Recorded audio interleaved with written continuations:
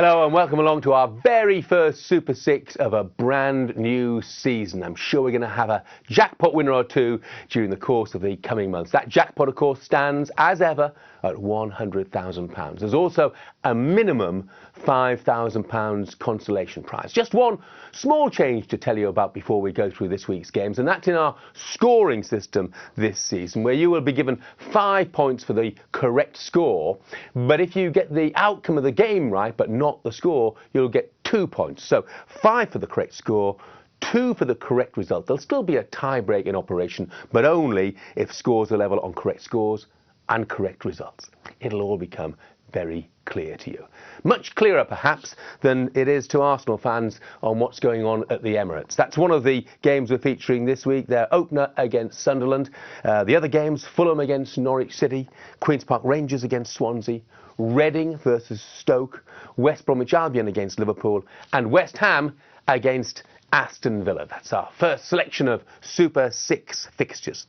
So, what of life at the Emirates without Robin van Persie? 37 goals last season, 30 Premier League goals.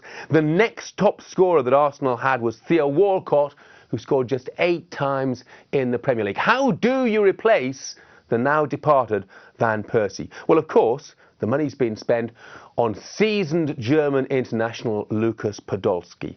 No great joy for Podolski when he was at Bayern, but he was a success at Cologne, and his goal-scoring record for the German national side is brilliant.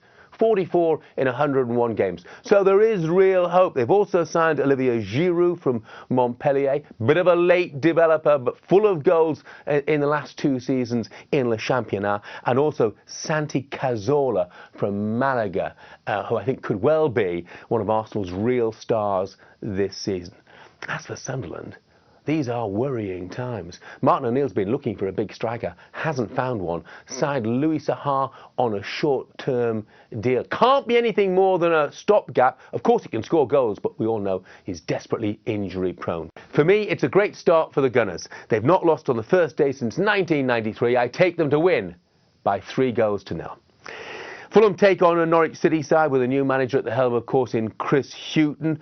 They'll be looking to Grant Holt to repeat his feats of last season, of course. 17 all told, 15 of those in the Premier League. Hughton knows how to get a side organised. He had an excellent record at Newcastle United, where he was very harshly dismissed, and also at Birmingham.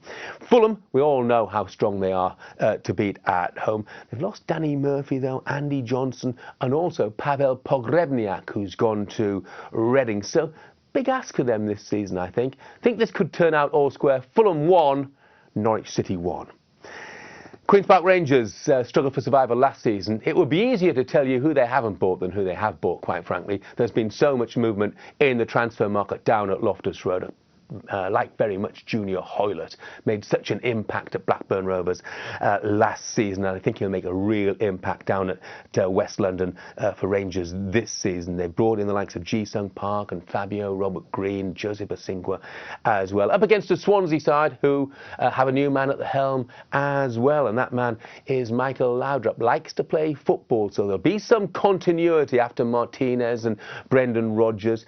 He's been in charge of Bromby and Getafe, Spartak Moscow and Real Mallorca. Plenty of management experience. I tell you what, he was a wonderful player. If his side plays football like he did, they'll do very well. But not this weekend. Not for me anyway. Queen's Park Rangers to win by 2-1.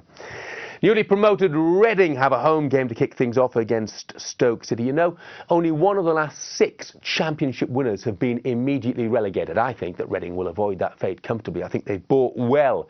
Brian McDermott getting his first chance as a Premier League manager. He's a real character, you know, as well. They pipped Fulham for Pavel Pogrebniak's signature. And you know, when Pogrebniak joined Fulham last season, his first game was against Stoke City, and he scored on that occasion. Can he do it again? I think he might against a Stoke side who've been surprisingly quiet in the transfer market.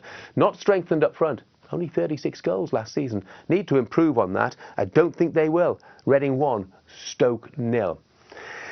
What a start it is for Brendan Rodgers, the new Liverpool manager. He comes in off the back of Liverpool's worst finish in 18 18 years. Brought in Fabio Barini, brought in Joe Allen. Not necessarily the biggest names, but they'll fit very nicely into the Rodgers style of play. I think Luis Suarez will thrive under Rodgers as well. They've got a great record at West Brom, won on 10 of their last 11 visits. This is a big ask for Steve Clarke, who's also in his first management job, of course, previously assistant manager at Liverpool. You know, they've not won their opening game in the top flight since 1978. I think the wait may go on. Ben Foster will be a busy man. No question about that. West Brom 1, Liverpool 2 for me. And finally to Upton Park, where West Ham United under Sam Allardyce back in the Premier League, where Hammers fans would tell you they definitely belong.